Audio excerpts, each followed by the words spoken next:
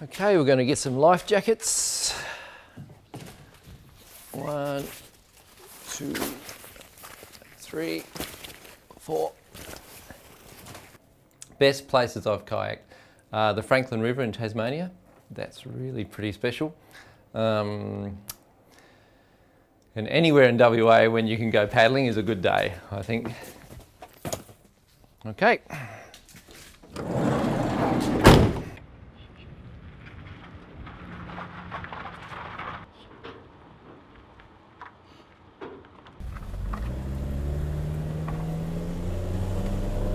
Everyone's got their seatbelts on. Good. We take a lot of people from overseas and they don't necessarily wear seatbelts where they are in their country. So you've got to really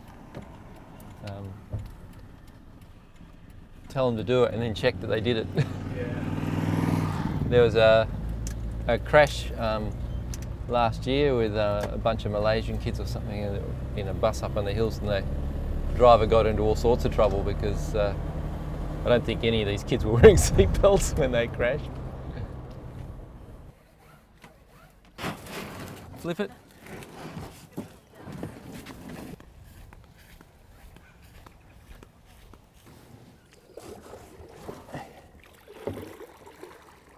Go and have a look at the pelican.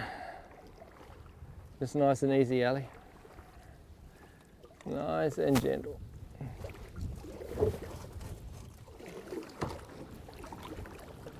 You're doing a good job in the back there.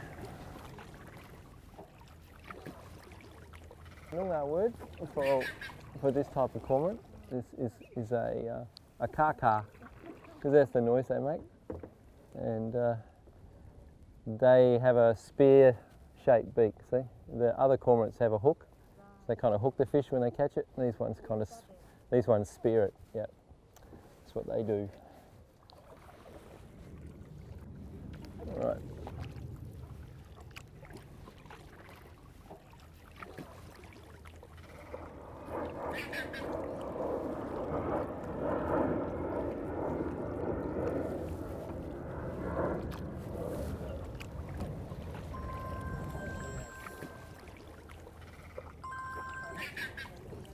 River Gods, this is Tom.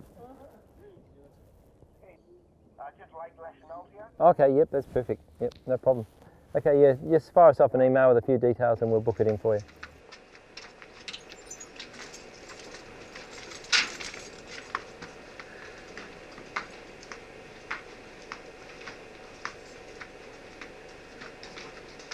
Hi Scott. Hi Nelly. How are you going? Ready for lunch? Yeah, let's do it. Fish. First you caught?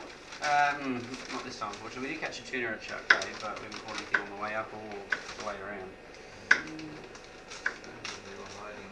Yeah, we're trolling lures a lot. The way I first heard the gamelan was in 1981. I was in Bali and doing the backpacker thing. Then I heard this tinkling sound in the distance, very beautiful, and I wanted to hear it more. So zigzagging across the paddy fields, getting closer and closer to the sound as it gets louder and louder. And eventually I find myself in the main street of Ubud, and there's the big orchestra playing, just rehearsing, not performance, just making this amazing sound. And I thought, wow, that's fantastic.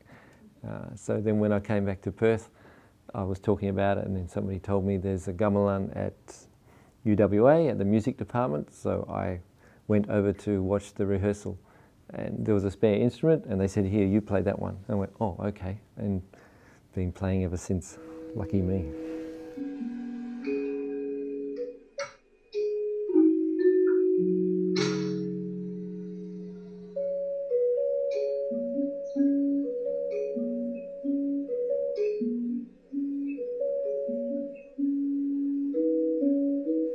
Oh, my life, yes. How is my life affected by the gamelan? I'm really lucky because I get to play music with a group of people that also I love the sound, and also it makes my thinking a bit more flexible because I have to learn a different system of music, because it's like learning a different language. Indonesian music is different to Western music. And it's just a beautiful sound that I can share with other people or with my family, and that gives me a lot of satisfaction.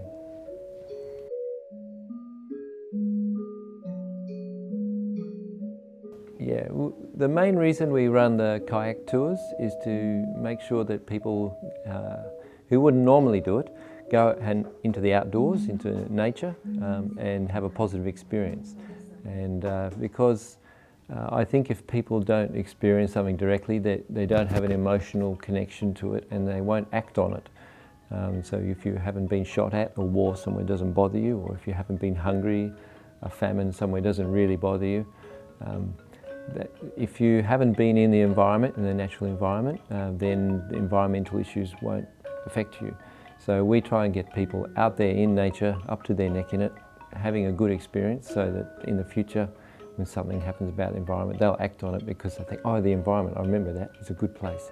I want a natural world to exist for my grandchildren.